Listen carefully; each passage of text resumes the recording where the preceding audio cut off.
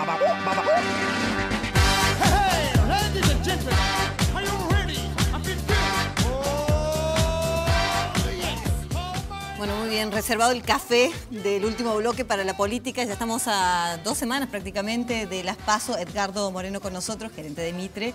Mariano Bergero, periodista de La Voz del Interior, periodista político. ¿Cómo les va? Bien, muy bien. No queda nada, ¿eh? Ya estamos Muy poquito, sí, acercándonos muchísimo a estas PASO, que en realidad no terminan siendo PASO, sino van a ser una especie de medición, me imagino. Sí, una medición la más fiable de todas, porque es con voto obligatorio, Claro, ¿no? exacto. Y es sobre el universo completo de votantes y no sobre una muestra. Así que efectivamente tiene el valor testimonial muy fuerte. ¿Y esta paridad que se supone que existe en las encuestas será tal? Bueno, eso es lo que por lo menos dice el promedio de los trabajos. Hay muchos y de muy variada especificidad, pero sí, lo cierto es que hay un escenario de cierta paridad, de un recorte de la diferencia que venía teniendo, que parecía, esos mismos trabajos mostraban de Alberto Fernández por encima del presidente Mauricio Macri, según estos estudios en los últimos meses, sobre todo anclado en la estabilidad cambiaria. Bueno, hubo durante esta semana algunas mediciones buenas, unas primeras señales de consolidación de algo muy, muy efímero, pero que va marcando un rumbo algo más positivo para el gobierno en materia económica, que todavía no se ve en el consumo, la gente no lo siente, pero digo, en vez de estar hablando de números negativos, no deja de ser una buena noticia para el oficialismo empezar a mostrar algunos números algo más acomodados. ¿Y estos partidos políticos que se presentan como una alternativa es posible que queden a mitad de camino? Digo, teniendo en cuenta el pensamiento, cómo va a razonar la gente para darle la oportunidad a uno o a otro, a los más fuertes, ¿no? Sí, Digo, se lo está comiendo bastante la polarización, por lo menos eso es lo que se ve en los sondeos previos, ¿no? Recordás que en enero había algunos que decían incluso que el gobierno ni siquiera llegaba a pasar de la primera vuelta porque quedaba tercero. Sí. Bueno, aquellos que apostaron a que se polarizaba fuerte, hoy la realidad le está dando la razón. Se ha polarizado muy fuerte. Lo que pasa es que es una elección que tiene algunas particularidades porque lo que eran los anclajes habituales para explicarla no se están registrando. Por ejemplo, casi siempre hay un anclaje que utilizan mucho los analistas que es continuidad o cambio. Acá no está claro muy bien quién es continuidad y qué es cambio, ¿no? Porque el gobierno dice que son un gobierno de cambio, un gobierno transformador, y la oposición, en este caso el kirchnerismo, cuando dice que quiere hacer un cambio, en realidad quiere volver a la continuidad de los 12 años que dejó en pausa es más en 2015. de lo mismo en ambos casos, entonces. Claro. Otro anclaje que no funciona es el de izquierda y derecha, claramente, porque después de la incorporación de Alberto Fernández y de Miguel Pichetto, y de Fernández y de Massa, junto con Cristina, y de Pichetto con Macri, todos se corrieron un poco al centro. Es decir, ninguno quiere decir claramente si es muy de derecha o muy de centro-izquierda, digamos. Ese anclaje tampoco está diluido. Y el otro anclaje que tampoco está funcionando, que en el 2015 era mucho más nítido, es el de peronismo o no peronismo. Porque ahora el peronismo es prácticamente una franquicia que está en todos lados. Incluso en la tercera vía. Entonces, los analistas lo que dicen es que habría que analizar esta polarización por las emociones negativas que entran en juego. El voto anti, el voto de Cambiemos es anti-Cristina, el voto de Cristina es anti-Macri. Sí, total. Son emociones negativas, puede ser o enojo, o miedo contra miedo, o enojo contra enojo. Habría que ver si esa caracterización, tanto por lo irracional, por lo emotivo, sirve mucho para el análisis político. Me parece que no habría que anclarse mucho en eso. Hay que raspar un poquitito más, porque tienen racionalidades en los dos núcleos, ¿no? Es decir, es racional para el voto que siga Macri oponerse a las objeciones que tiene Cristina, por ejemplo, en términos de corrupción. Y es racional, dentro del núcleo duro del voto de Cristina, reclamarle al gobierno por el tema del desempleo, por ejemplo, ¿no? Entonces, los analistas por ahí se escudan o buscan el atajo del voto irracional o las emociones negativas para no buscar una explicación un poquitito más consistente. Pero el escenario concreto es de polarización. Si es pareja o no, es como decía Mariano, y depende mucho de la fiabilidad de las encuestas. Da la impresión de que sí, de que es muy pareja. Ahora, que está polarizado, eso es claramente ostensible, ¿no? ¿Coincidís? Sí, absolutamente. Prácticamente todos están hablando de entre el 75 y el 80% del electorado que está encaminado a votar por estas dos opciones. Después veremos, bueno, cuánto saca cada una, y estas terceras vías o alternativas, y la verdad que quizás en las PASO puedan tener un mejor resultado, siempre hablando de una porción minoritaria, pero me parece que ya en la primera vuelta el Sí, efecto, va a quedar definido. el mensaje que van a ir a buscar va a ser el de voto útil, ya sea de un lado para el otro, ya sea el macrismo o el kirchnerismo, va a intentar captar. Es cierto que todos están rascando sobre los márgenes, es decir, es muy difícil ya hoy digamos, crecer en intención de voto sobre lo propio o sobre lo que se le puede robar un poquito al rival. Básicamente, ahora hay que empezar a buscar en un voto muy duro que es muy negativo, es muy refractario a cualquiera de las dos opciones. Así que sí, es una elección, te diría, completamente abierta. Sí, sí. Hoy nadie con dos dedos de frente podría arriesgar un resultado, porque la verdad que yo creo que va a ir, es una elección que va a haber que ir recalculándola a medida que se vayan sucediendo las postas electorales.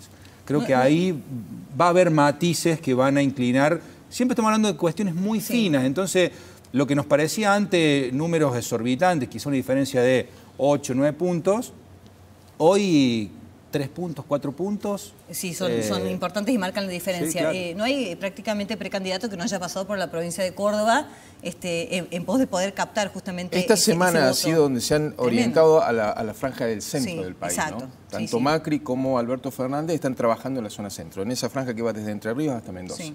Esa franja concentra el 24,3% del padrón nacional. Es mucho más que el 7 y monedas que significa la ciudad de Buenos Aires, Claro. Cava, mucho menos que el 37, que es la provincia de Buenos Aires, es Sí. el peso enorme que tiene el padrón Sí, de la sí. provincia de Buenos Aires. Pero ante una elección que está también pareja en la provincia de Buenos Aires, se vuelcan hacia el Hay que salir a cinturón del buscar, a medio, rascar, ¿no? claro, Sí, claro. para ver cómo se posicionan ahí las diferencias, ¿no? ¿Qué va a pasar con Hacemos por Córdoba? Porque entiendo está bastante preocupado, porque me parece que ese corte de boletas que está esperando, no sé si se va a dar como tal, inclusive con esta página web que se termina dando de baja, al menos por ahora. ¿Hay preocupación? Sí, claro, hay preocupación por dos cosas. Primero, porque claramente ha caído en la grieta de quedar en el medio de la polarización.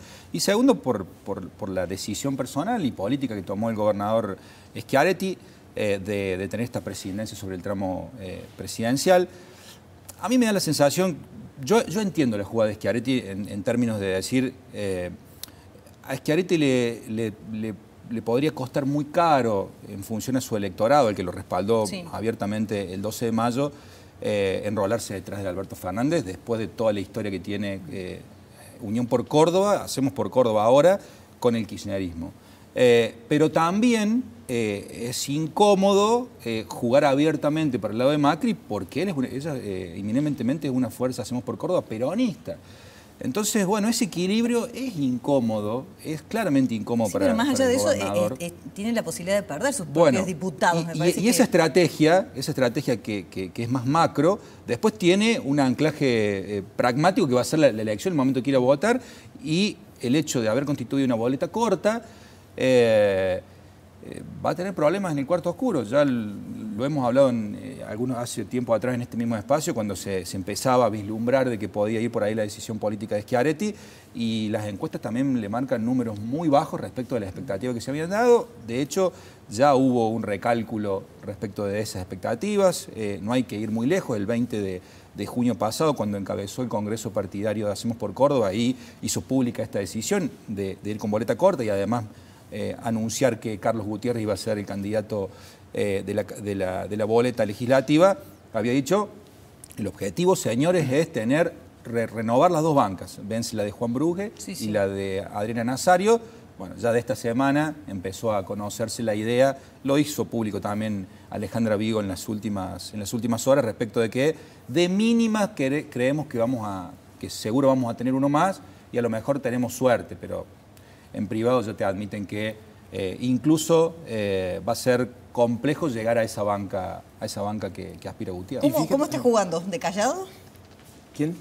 Schiaretti, ¿no? De callado, porque Sí, coquetea, a ver, digamos, un poco con todos. Es curioso porque la incomodidad que tiene Schiaretti, que no es el único que tiene ese problema, también lo tiene otros gobernadores que han decidido esa estrategia de presidencia. Por ejemplo, el caso de Misiones también tiene una Sí, complicación exacto. similar.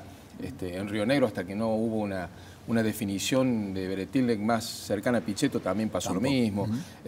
Ahora, lo curioso es por qué se genera tanta ansiedad ahora por una elección como las primarias donde no se define nada.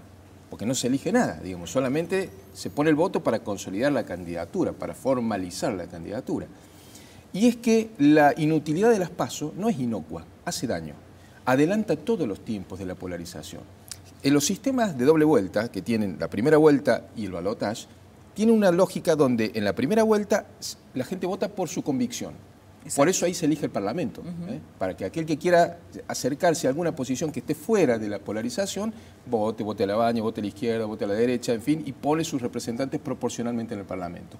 Y luego en el balotaje se concentra el voto para darle un bloque de gobernabilidad y de legitimidad a alguno de los dos que llegaron a la recta final, a uno de los dos. Sí. Ahora, como las PASO se hacen y no se usan para lo que se tendrían que usar, que es elegir candidatos, la lógica del voto útil y no del voto de convicción se viene completamente para adelante. Es decir, que no va a ser un termómetro verdadero fiel de lo que la gente quiere o pretende a futuro. Es la fotografía más fiel del estado de opinión pública al día de las PASO. Pero que no puedes, que puede modificarse. Pero que puede modificarse. Sí, porque es muy probable que se modifique. Vas a tener casi más de 2 meses luego. Igual, de todas maneras, como terminen las PASO, es una buena fotografía para el candidato de una u otro partido para salir a pelear del modo en que lo vienen haciendo, de una manera distinta según le hayan dado los números también. Pero además eso genera efectos políticos, porque no es que la gente da una señal, una expresión de voluntad en las PASO y eso no genera nada en el escenario, genera resultados. Por ejemplo, si la diferencia que obtuviese uno sobre otro, por ejemplo, Fernández sobre Macri Pichetto, fuese muy amplia, si bien no están disputando la elección, la señal que se instala públicamente, el efecto de demostración que eso tiene, genera impactos. Por ejemplo, genera impactos en la economía. Hay alguna temor en el gobierno de volatilidad del dólar, de inestabilidad de los títulos públicos, en el supuesto de que la diferencia entre uno y otro fuese muy amplia.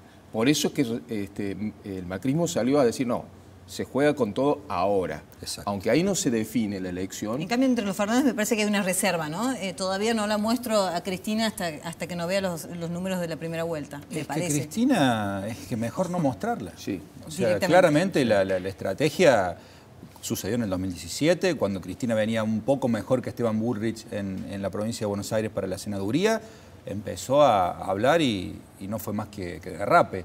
Entonces, claramente la estrategia es tratar de mostrarla ahí a un costado. De hecho, el problema, si uno se guía por los sondeos, el problema que tienen es que arrancó con un muy buen nivel de intención de voto, subió un par de puntitos luego del golpe de efecto del repliegue, la elección de Alberto Fernández, y luego ha tenido algunas pérdidas. Y ese es el temor, de no aguantar con ese núcleo hasta el momento final.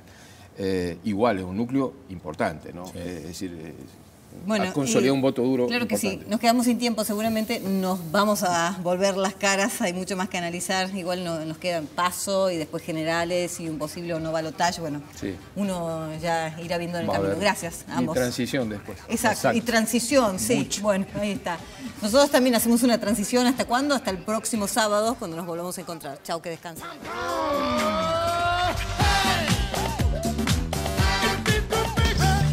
¿Querés beneficios y canjear tus puntos por increíbles premios? Asociate sin cargo a Club Personal.